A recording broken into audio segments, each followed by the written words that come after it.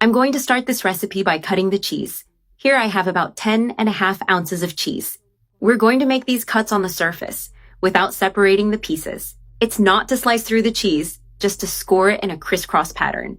You're going to make crosswise cuts as if forming small cubes, but without separating them. Then place this cut cheese in a baking dish or container of your choice. In the spaces formed by the cuts, we're going to insert slices of garlic. Slice the garlic very thin and gently place it into each of the cuts. I've added all the garlic. This will give the cheese a delicious and very aromatic flavor. Now I add about 10.5 ounces of cleaned shrimp, spreading them around the cheese. Arrange the shrimp nicely, then I add about 10.5 ounces of halved cherry tomatoes. And I also have about 10.5 ounces of fresh spinach. I place it around the edges between the shrimp and tomatoes, neatly arranged. This recipe is perfect for preparing a special and flavorful lunch. Now I drizzle olive oil over all the ingredients, generously.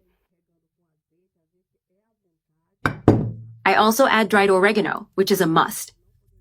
With everything ready, I place it in the oven at 400 degrees Fahrenheit for 20 minutes.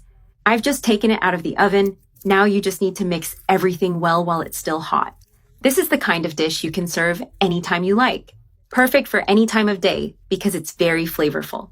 Use a fork to gently mash the tomatoes, which are now very soft, and mix all the ingredients in the dish to blend the flavors well. Everything comes together in a delicious, creamy, and super aromatic mixture. I always make this recipe at home when I want a special lunch. Perfect for those days when we want something homemade and delicious. It's an ideal recipe for special occasions or simply to enjoy with family. You can make it confidently. Success is guaranteed. Look how it turns out. Now take the cooked pasta and add it directly to the dish. Mix well so the pasta absorbs all the flavors and becomes fully coated.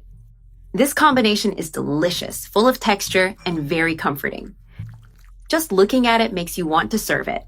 Mix gently until everything is well incorporated. And the best part is, it doesn't need any additional sides. Just this pasta alone is a complete and delicious meal. I've already mixed everything very well. Now, if you want, you can add fresh cilantro. This is completely optional. I personally love it, so I always use it in my pasta recipes. It adds a touch of freshness and enhances the final flavor. Mix once more to incorporate the cilantro perfectly. That green touch brings aroma and so much flavor. And it's one of those things I really love in a dish like this. This pasta turns out delicious, with a smooth and very creamy texture. And now comes the best part of all. Time to serve our pasta, fresh out of the oven.